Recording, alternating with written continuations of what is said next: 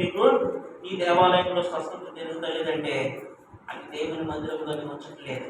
ఇశ్రాయేలు నీలో నక్షత్రం ఉదయిస్తుందంటే ఇశ్రాయేలు కూడా ఎంత రమ్యంగా ఉందో. 20 లక్షలకు మంది పైగా ఉన్నారు. అక్కడ ఒక్క చట్టాలోచన కూడా లేదట.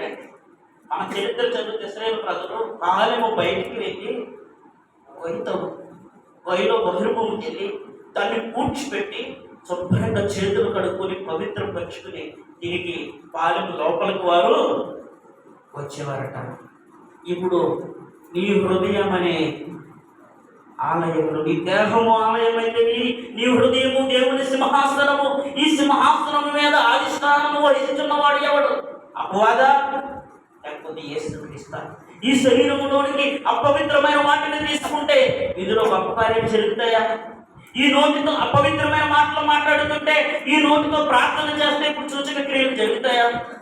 ఎవరి నాలుగైతే పాపమును మాట్లాడవో, ఎవరి ఆలోచనలు అయితే అపవిత్రముగా ఉండవో, ఎవరి మనస్సాక్షి అయితే దేవునికి ఇష్టముగా ఉంటుందో వారి ద్వారా దేవుడు గొప్ప కార్యాలు చేస్తారు. అవును, మునుపు మన పరిస్థితి ఏంటో, మన చరిత్ర ఏంటో. అవును, మీరు కొంతమంది అప్పట్లో తెలియకుండా కొన్ని కార్యేంద్రియముల్లో ఉండవచ్చును. మానవ నైజం దేవుని ఎరిగిన తర్వాత మీరు దేవునికి సమర్పించుకుని మీరు ఎరుగురా, మీ దేహము దేవుని ఆలయమని. మీరు కేవలం శరీరము చంపువారికే భయపడకండి.